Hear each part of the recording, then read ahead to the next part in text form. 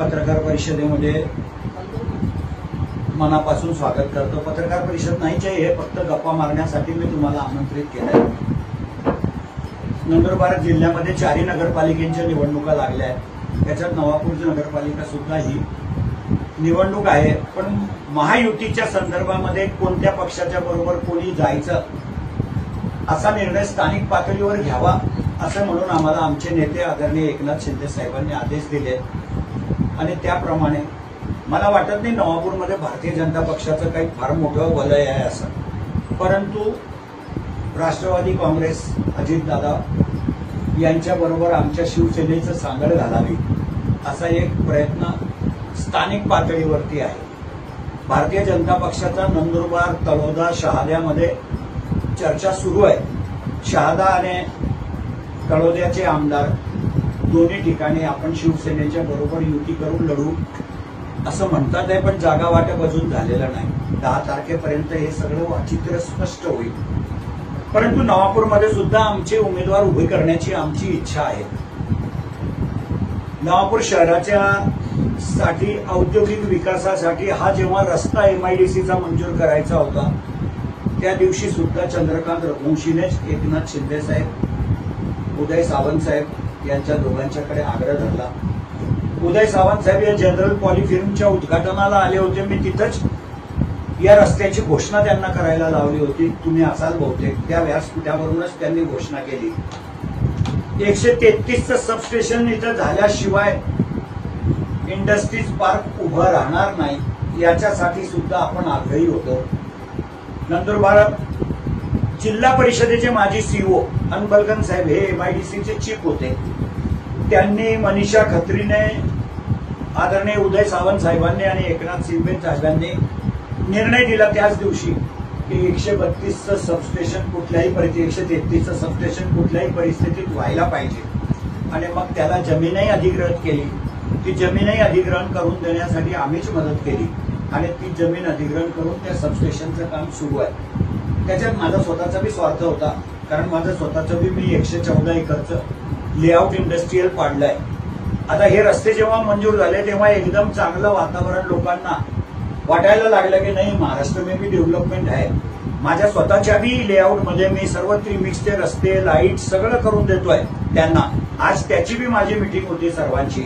मी पण 30 प्लॉट तिथे विकले आहेत आणि 30 उद्योग सुरत मधून नवापूरमध्ये येणार आहेत। आमच्या तरुणांना सुद्धा रोजगार मिळेल आणि एक चांगली ग्रोथ नवापूर शहरामध्ये, कारण तुम्ही गुजरातच्या जवळ आहात, त्यांना येण्यामध्ये माझ्या भालेरला एवढा इंटरेस्ट नाही आहे जेवढा नवापूरमध्ये आहे आणि त्याच्यामुळे आम्ही नवापूरलाही डेव्हलप करतो आहोत। नवापूर शहराला सुद्धा पिण्याचं शुद्ध पाणी मिळायला पाहिजे अशी माझी बी अपेक्षा आहे, कारण छोटेसं आमची धडगावची नगरपंचायत आम्ही निवडून आणली होती आणि त्या निवडणुकीमध्ये लोकांना शब्द दिला होता की तुम्हाला आम्ही आल्यानंतर बिस्लरीचं पाणी घ्यावं लागणार नाही, एवढं शुद्ध पाणी आम्ही धडगावमध्ये देणार आहोत। आमची 40 कोटी रुपयाची योजना आदरणीय एकनाथ शिंदे साहेबांनी मंजूर केली, तिच्यासाठी 20 कोटी रुपये बी दिले, तिचं काम युद्ध पातळीवर सुरू आहे।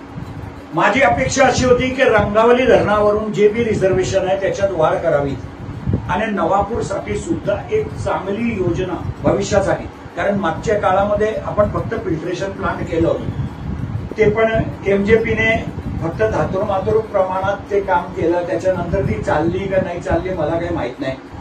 डिस्ट्रीब्युशन सिस्टम सुद्धा पूर्ण जुनी आहे।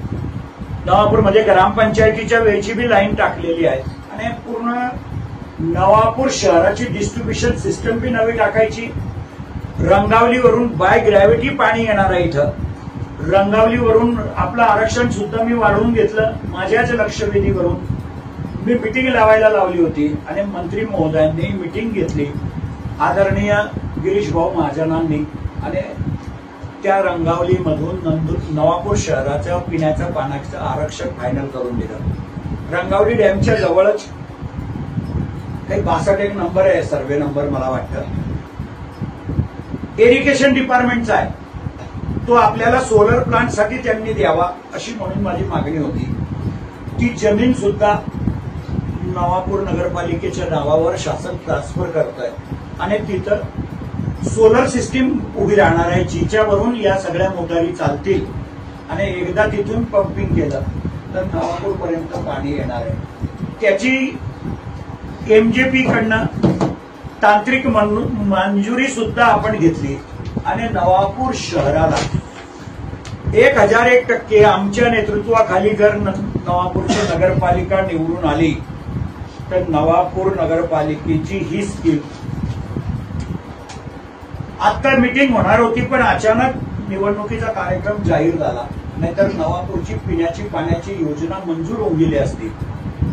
पण 95,97,00,000 रुपयाची ही योजना आहे, जिला तांत्रिक मंजुरी दिली आहे. फक्त प्रशासकीय मंजुरीचा आदेश काढायचा बाकी आहे. त्याच्यामध्ये सगळं काही लिहिलंय, डिस्ट्रीब्युशन सिस्टम किती कोटीची, किती हे करायचं, एकदम अद्यावत नंदुरबार शहराची पिण्याच्या पाण्याची योजना होऊन जाईल. 40 वर्ष नवापूर, नंदुरबार आता म्हणून माफ करणार, नवापूर शहराला योजना करावी लागणार नाही अशी परिस्थिती आहे. पण त्या योजनेला ज्या दिवशी मी 3 तारखेच्या नंतर महाराष्ट्र सरकारच्या राज्यस्तरीय नगरोत्थान योजनेची मीटिंग होईल, त्या योजनेमध्ये 100% तिला मंजुरी आम्ही मिळवूनच देऊ. मी तांत्रिक मंजुरीचा आदेश मी त्याचा आणलाय, कारण तुम्हाला नुसतं असं वेग बोलण्यामध्ये काही अर्थ नाही. आत्ताच तांत्रिक मंजुरी सुद्धा 4 दिवसापूर्वीच मिळाली आहे. शासनाकडे प्रस्ताव आहे. फक्त ज्या दिवशी आता आचारसंहितेमुळे बॅकडेटेडचं काही मीटिंग निघणार नाही, कारण सगळे सचिव बी त्याच्यामध्ये असतात. पण राज्य स्तरावरती ज्या दिवशी त्या कमिटीची मीटिंग होईल त्या दिवशी नवापूरच्या 96 कोटी रुपयाच्या पाणी पुरवठा योजनेला मंजुरी मिळेल. अत्यंत चांगलं शहरामध्ये पाण्याचं नियोजन बी करायचं आमचं प्लॅनिंग आहे. एक चांगली नगरपालिका सुद्धा नवापूरमध्ये बांधली पाहिजे. तुमची तर मला वाटतं पहिले खाली शॉपिंग सेंटर आहे. आम्ही धडगाव सारख्या छोट्याशा गावामध्ये सुद्धा 5 कोटीची नगरपालिकेचं काम आमचं चालू आहे. आम्ही नगरपालिका जेव्हा धडगाव मंजूर झाली तेव्हा टपऱ्यामध्ये होती, पण आम्ही जेव्हा निवडून आलो, कारण 17 जागावर नगरपंचायत आहे ती, 17 पैकी 14 जागावर शिवसेनेचे धनुष्यबाणचे नगरसेवक निवडून आले. 2 जागेवर मला वाटतं काहीतरी काँग्रेस पक्षाचे निवडून आले आणि 1 जागेवरच भारतीय जनता पक्षाचा नगरसेवक निवडून आला होता. पण त्या आमच्या इमारतीचं सुद्धा अद्यावत काम चालू आहे. 2.5 कोटी रुपयाची अत्यंत चांगली स्मशानभूमी बनवतो. या राज्याचे माजी मुख्यमंत्री, आताचे उपमुख्यमंत्री यांनी नमो उद्यान प्रत्येक गावाला बनवायचा निर्णय घेतला. महाराष्ट्रातल्या सर्व नगरपालिकांना 1 कोटी रुपये दिले आहेत. तुमच्या बी नगरपालिकेला 1 कोटी रुपयाचा GR येऊन गेलाय. जागा कुठली आहे मला माहित नाही, आपण एवढा हस्तक्षेप अजून केला नाही. पण नंतरच्या काळामध्ये एक चांगलं गार्डन सुद्धा 1 कोटी रुपयामध्ये चांगलं गार्डन होईल. पण एक चांगलं गार्डन सुद्धा नवापूरमध्ये नमो उद्यानच्या नावाने होणार आहे. भविष्यामध्ये नवापूरचं डेव्हलपमेंट सुद्धा, नवापूरला जरी आता रस्त्यावरचे खड्डे दिसतात, एकदा डिस्ट्रीब्युशन सिस्टम टाकली तर सर्व रोड खोदले जातील, हे तुम्हालाही माहिती आहे. त्याच्यानंतर रोड प्रोजेक्ट करता येईल. आताही माझ्या नंदुरबारमध्ये पहिले 94 कोटीचा रोड प्रोजेक्ट झाला. आता सुद्धा माझा 80 कोटी रुपयाचा रोड प्रोजेक्ट सुरू आहे. मला 30 कोटी रुपये महाराष्ट्र सरकारने दिले आहेत. काम चालू आहे आमचे. पण थोडंफार प्रमाणामध्ये पैसे यायला अडचणी होत्या. पण आजही मला 10 कोटी रुपये कालच्या आचारसंहितेच्या ऑर्डरमध्ये नंदुरबार शहराच्या रस्ते प्रकल्पाला दिले आहेत. 31 मार्चच्या आत आमचा प्रकल्प पूर्ण होऊन जाईल. थोडे प्रमुख रस्ते, कारण शासन जेव्हा पैसे देतं तेव्हा रस्ते प्रकल्पामध्ये DP रोडच करता येतात, कॉलनीचे रोड करता येत नाही. 6 मीटर असे रोड आपल्याला करता येत नाही. पण जे डेव्हलपमेंट प्लॅन मध्ये रोड आहेत ते रोड महाराष्ट्र सरकारच्या पैशामधून आपल्याला करता येतात. आणि म्हणून एक आमचा मानस आहे की नवापूर सुद्धा आमची बी राजधानी आहे. कारण आम्ही ज्यांच्या तालमीमध्ये वाढलो त्या स्वरूपसिंग नाईक साहेब, माणिकराव गावित साहेब यांचाही जन्मभूमी कर्मभूमी होती आणि या गावासाठी आमचं बी दायित्व आहे भविष्यामध्ये सुद्धा नवापूरलाही या जिल्ह्यामध्ये प्रवाहात आणण्यासाठी. कारण आतापर्यंत काही झालं नाही असं मी म्हणणार नाही, पण जे पण झालं ते कमी झालं. पाहिजे तसा विकास नवापूरमध्ये झालेला नाही. असंख्य अडचणींना लोकांना सामोरं जावं लागतं. पण भविष्यामध्ये नवापूरला सुद्धा एक स्मार्ट सिटी म्हणून बनवण्याचा आमचा मानस आहे. फक्त आता माझी कोणाची, कारण मी भरत भाऊजीने बी आम्हाला न विचारता नगराध्यक्षाचा उमेदवार जाहीर करून दिलाय.